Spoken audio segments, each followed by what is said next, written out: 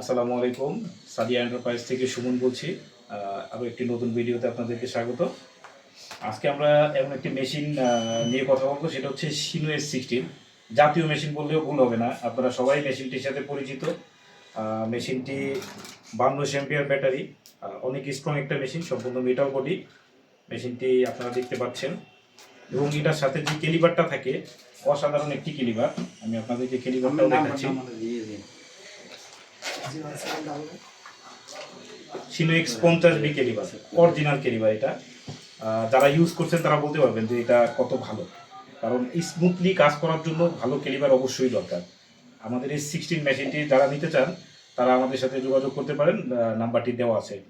আজকে এই মেশিনটি চলে যাচ্ছে গোপালগঞ্জের পরিচিত মুখ মেহেদি ভাই, উনি নিচ্ছে ওনার লাইনের জন্য।